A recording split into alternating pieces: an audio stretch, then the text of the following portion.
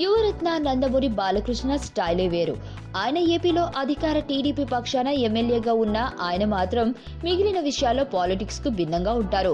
తాజాగా బాలయ్య ప్రతిష్టాత్మకంగా భావిస్తున్న 100వ సినిమా శాతకర్ణి వచ్చే సంక్రాంతికి 2 రాష్ట్రాల్లోనూ పెద్ద ఎత్తున రిలీజ్ కు రెడీ అవుతుంది. శాతకర్ణి ఏపీని పాలించిన శాతవాహన యువరాజు గౌతమిపుత్ర శాతకర్ణి జీవిత చరిత్ర ఆధారంగా తెరకెక్కుతున్న సంగతి తెలిసిందే.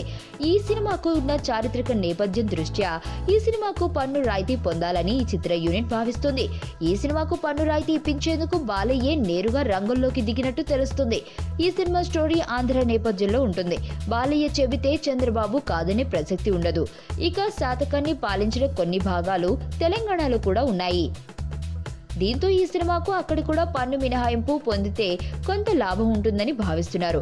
దీంతో తెలంగాణలో శాతకర్ణి పన్ను మినహాయింపు వచ్చేలా చేసేందుకు బాలయ్య కేసీఆర్ ను లైన్ లో పెడుతున్నట్టు తెలుస్తుంది. కేసీఆర్ కు హిస్టారికల్ గా మాత్రం నేతలంటే చాలా ఇష్టం.